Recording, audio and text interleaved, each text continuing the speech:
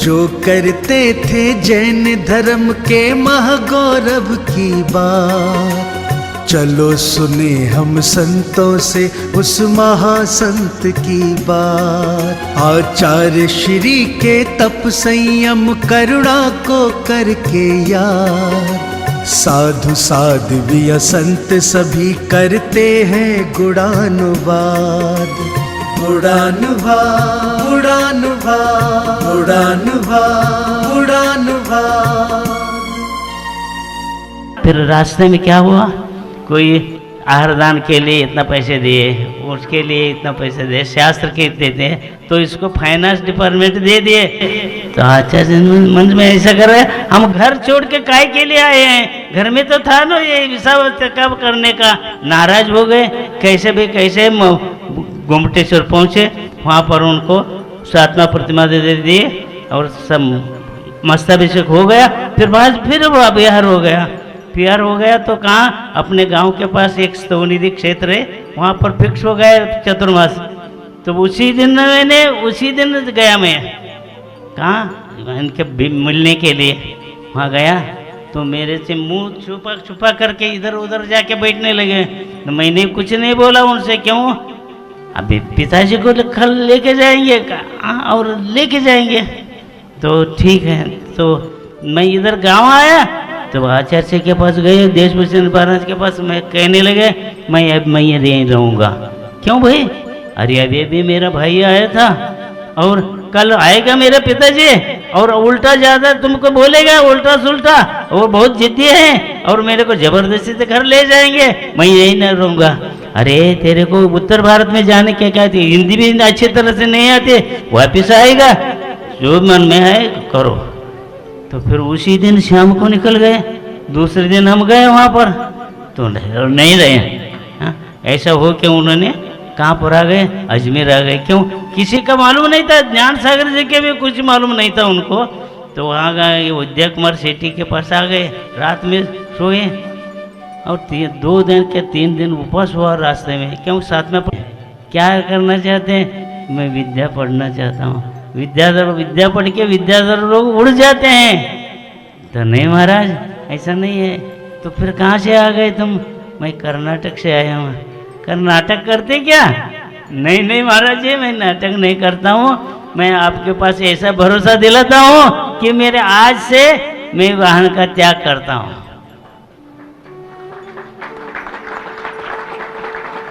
तो गुरु महाराज को मालूम हो गया कि ये फिट है शिष्य। हाँ, उन्होंने मन में ऐसा किया तो उन्होंने ऐसा पढ़ाने का चालू किया। उन्होंने एक ही साल में पढ़ाया उन्होंने। उस टाइम पर ऐसा शर्त रखा था, जो मैं पढ़ा रहा हूँ ना उसको दूसरी बार पूछना नहीं, एक ही बार जो पढ़ाता हूँ उसको दूसरी बार पूछना नहीं है। तो ऐसा उन्होंने कीन ऑब्जर्वेशन से उसको पढ़ते थे। और इतने 1 साल के बाद क्या हुआ फिर, तो उन्होंने एक छोटी सी जैन गीता करके लिखे। एक ही कितने 3 साल के अंदर हो, जिस व्यक्ति का तो भाषण सुनने निप्पानी गए थे ना, वो जैन गीता के ऊपर उन्होंने प्रथम प्रस्तावन में उन्होंने लिखा, विनोबा भावे ने प्रस्तावन लिखा उनको। कितना, 3 साल के अंदर। जिस व्यक्ति का भाषण सुनने गए उस व्यक्ति ने इनका जैन गीता का प्रस्तावन लिखे। तो इतना उन्होंने पुरुषार्थ करके आ गए। फिर भी 1 साल के अंदर होगा, क्या होगा, ये वृद्ध हो गए थे। दीक्षा का चर्चा चल रहा था, तो दीक्षा चल रहा था तो वहाँ विरोध होने लगे। अरे 20-22 साल के लड़के को तुमने डायरेक्ट मुनि दीक्षा दे रहे हैं, हाँ? ये नहीं होगा, हमारे गांव में तो नहीं होगा, आप क्षुल्लक दे दो या ऐलक दे दो, हाँ? नहीं तो कुछ तो हो जाए तो हमारे गांव को लिए कलंक लगेगा। तो ऐसे में 3-4 दिन गए। 4 दिन तक ये विद्याधर जी ने उपवास किया। तो समझ लिए ये बहुत कट्टर है करके गुरु ने क्या बोला फिर समाज को, देखो आप करना है तो करो, नहीं तो हम जंगल में जाके दे देंगे। तो फिर लास्ट में क्या हुआ, पर हाँ कर दे वो लोग, कुछ भी होने तो ये अंतर्ज्ञानी है, कौन ये गुरु महाराज वृद्ध हैं, तो ठीक है बोले। तो इनका पुण्य भी बड़ा था इनका, तो चालू हो गए क्या प्रोग्राम करने का चालू हो गया।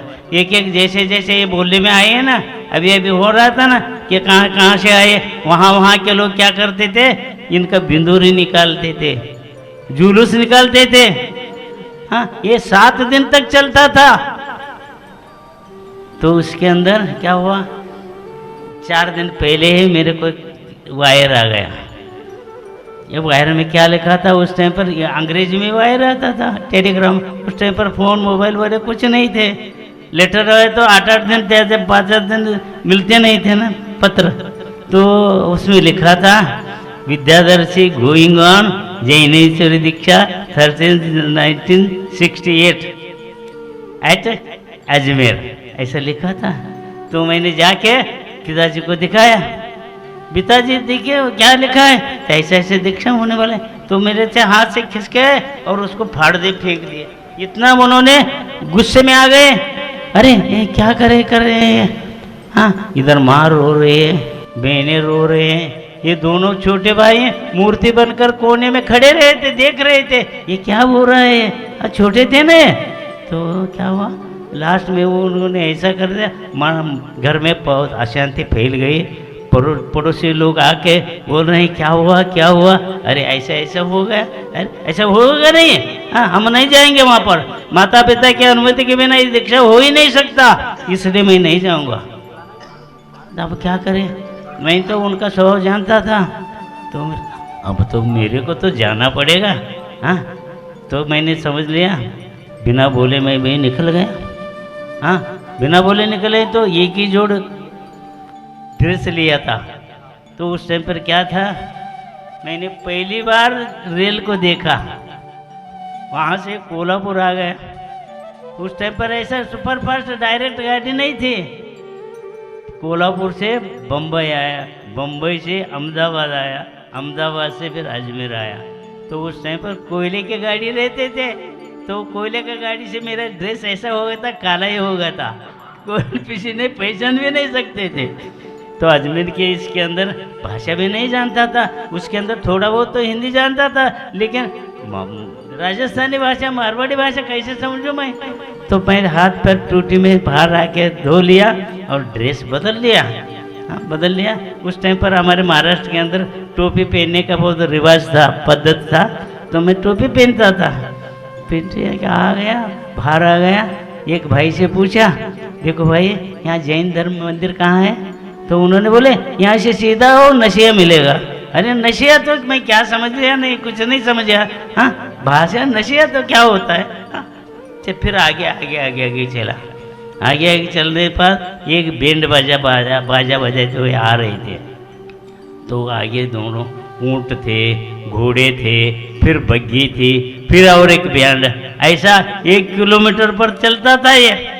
तो मैंने एक चबूतर के ऊपर खड़ा रहा और देखता रहा, और एक महिला ने वहाँ बैठी थी, उससे पूछा ये क्या है, क्या चल रही है। ये बिंदुरी है, बिंदुरी। अरे बिंदुरी मैं क्या समझता नहीं था। हाँ? तो फिर क्या मैंने क्या समझ लिया, अरे किसी सेठ का लड़के का शादी होगा। तो फिर ऐसा ऐसा करते करते गया। तो आधा किलोमीटर होने के बाद हाथी पर बैठे विद्याधर जी बैठे आ रहे हैं, इधर उधर देख रहे, इतना भीड़ था। अब क्या, अब मेरे को कैसे देखे इतने भीड़ के अंदर, मैं समझ लिया अब क्या करूं। तो हाथी के सामने नौजवान लोग डांस कर रहे थे, तो मैं समझ लिया अब इसके अंदर घुस जाऊं। तो उस टाइम पर विद्या कुमार सेठ जी उनके पीछे बैठी थे, हाथी के पीछे, तो कह रहे थे क्या कितना सुहाना दृश्य है देखो। हाँ, लेकिन दक्षिण से आपके कोई नहीं आए। तो इतने में मेरा टोपी देखे महाराज आज विद्याधर ने, और मेरे को बोला मेरा भाई आया है।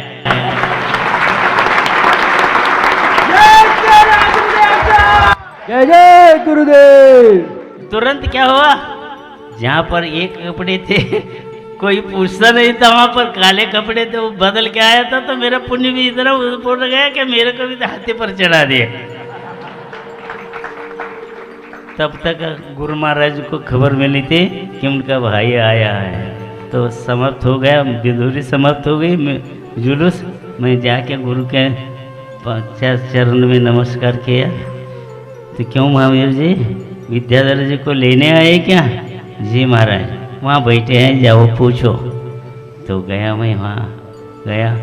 देखो विद्याधर जी, मैंने बिना बोले आया हूँ, अब की बार मेरे साथ वापस चलो, फिर बाद में अब जो भी करना है तो करो। हाँ, ऐसा बोलने में गुरु महाराज ने बीच में क्या बोले, देखो महावीर जी, प्रत्येक जीव अपने आत्मा का कल्याण करने के लिए स्वतंत्र है। तो मैंने मौन रहा। तब विद्याधर जी बोल रहे हैं, देखो भैया, आप तो कुटुंब के मुखिया हैं, आपके भरोसे तो मैं घर से निकल के आया हूँ। तो मैं पिताजी का स्वभाव को जानता हूँ, तो ऐसा करना कि माता पिता का अच्छे तरह से सेवा करना और दोनों भाइयों को अच्छे तरह से पढ़ाना, और अंत में ये ध्यान रखना कि इस मुनि भेष से इस भव से पार होना है।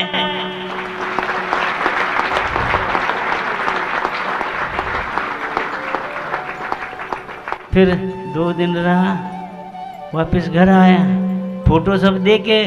तो फिर पिताजी फिर रो रहे, सब कुछ हुआ। फिर क्या हुआ, सभी लोग चौका लेके यहाँ आ गए और आहार वगैरह किए, सब कुछ ये हो गया। हाँ, इतने होने के बाद क्या हुआ, फिर बाद में 2-3 साल निकल गया। फिर आचार्य पदवी का ये आ गया। तो आचार्य पदवी में क्या हो रहा, कई बोल रहे, अरे आप तो वृद्ध हो गए हैं, हाँ, लेकिन इसे नौजवान इसको आचार्य पद कैसे देते हैं? तो दूसरा देने के लिए कोई शुल्लक महाराज जी थे, पहला दीक्षित वही था। कौन? विद्याधर जी पहला दीक्षित। हाँ, उनका शिष्य पहला दीक्षित समय सागर जी हुआ, और कुटुंब का तीसरा दीक्षित मैं।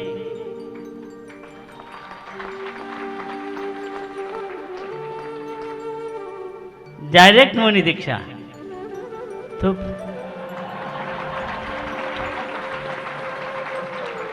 का ये अपना आचार्य पद का ये हो रहा। तो आचार्य श्री का पद कैसा दे, कैसा करे, क्या करे? हाँ, तो पहले ही तो ये था, तो उनका आचार्य पद उनको दे दिए, और उन्होंने सामान्य साधु बन के ये हुआ। फिर उनका समाधि भी हो गई। उस समाधि में मैं वहीं गया था, तो 4 दिन रुका था, देखा सब कुछ। लेकिन जिस दिन आज गुरु महाराज का समाधि हुए, उस दिन ही उन्होंने विहार किया। तो मैंने कहा उनसे, ऐसा क्यों कर रहे हैं? अरे ये सावर का काम है, जो ये करने का, अग्नि का देने का, ये करने का उनका काम है। अब यहाँ आए तो हमारा मन भूल जाएगी, तो इसलिए विहार किए उन्होंने। 4 किलोमीटर जाके शाम को रहे। तो ऐसा करते करते उन्होंने छोटे छोटे गांवों में घूमते थे। तो मैं भी जाया करता था। रात में क्या होता था, उनके पास ही सो जाता था। एक दिन क्या होगा, भीलवाड़ा में, तो उन्होंने कल चतुर्दशी थी, तो शाम को रात में ऐसा दीवार के तरफ मुँह करके बैठे और क्या ध्यान लगाए। रात में 12 बजे मैं उठ के देखता तो ऐसा बैठे थे। ज़्यादा से ज़्यादा ऐसा होता था, रीढ़ का हड्डी ऐसा ऊपर ज़्यादा होता था। दूसरे दिन हो गया, दिन हो गया, तो लोग 10 बजे पानी लेके आए, उठेंगे अभी आहार के लिए। हाँ, तो उठे नहीं। शाम हो गई, फिर रात भी रहेगा, तो भी देखा 36 घंटे तक एक आसन में उन्होंने ध्यान किया। उन्होंने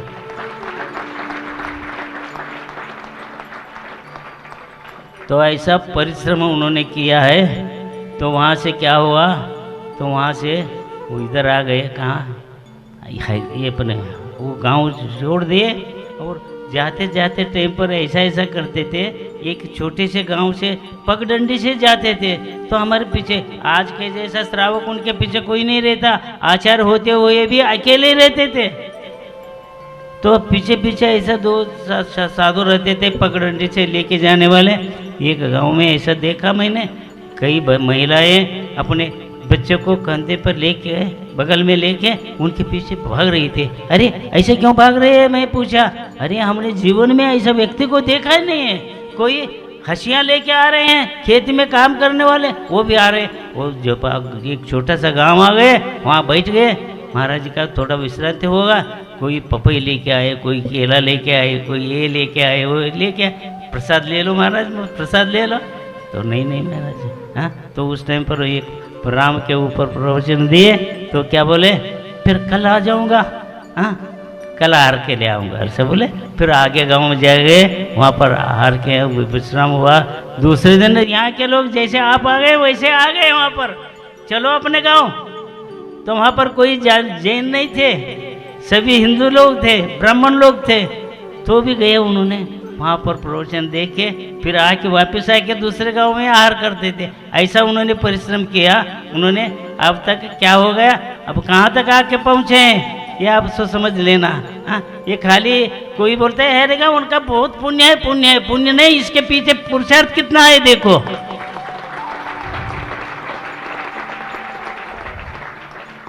तो फिर वहाँ से आगरा आ गए। आगरा आने के बाद क्या हो रहा, तो 2 दिन ही, एक दिन क्या 2 दिन ही बचा था चतुर्मास का इसलिए होने का। तो वहाँ के लोग पेंडाल वगैरह बना रहे हैं। हाँ, क्योंकि 2 दिन में कहाँ जाएंगे। हाँ, तो चतुर्मास यहाँ पक्का होगा करके सब ऑर्डर दे के सब कुछ कर रहे। पहले क्या होता था, आचार्य जी का आज इस विषय पर प्रवचन होगा। तो उस दिन क्या हुआ, अनाउंस हो गया कि आचार्य जी दूसरे दिन अतिथि के ऊपर प्रवचन करेंगे। तो दूसरे दिन क्या हुआ, उठे काट के जंगल के निकले, तो सीधा फिरोजाबाद रोड पकड़े। कहाँ, 60 किलोमीटर एक दिन में पहुंच गए वहां पर। तो उनके साथ जो क्षुल्लक थे, उनके बोलते थे किसी के पास कमंडलू या ये चटाई वगैरह दूसरे के पास देना नहीं है। आपको आत्म कल्याण करने का आगे बढ़ना है ना, आपको जो भी है परिग्रह तुमको ढोना ही पड़ेगा। तो चटाई वगैरह ऐसा ऐसा ऐसा चलते टाइम पर घिस के यहाँ पर जख्म हुआ था एक ब्रह्मचारी को। तो ये क्या हो गया तुमको, हाँ, ऐसा चटाई घस के जख्म हो गया। हाँ, तो इसीलिए मैं कह रहा हूँ परिग्रह नहीं लगना, फिर आगे तुम दीक्षा कैसे लेंगे। ऐसा उन्होंने परिपालन किया आज्ञा का वो सभी लोग। तो आजकल क्या हो गया, आजीवन बाल ब्रह्मचारी लोग कितने आ गए, हजारों से आ गए। हाँ, अभी भी आए हैं। हाँ, कितने, और दीक्षा कितने ले गए। हाँ, आपने कहीं पुराणों में भी नहीं पढ़े होंगे, कानों से भी सुने नहीं होंगे।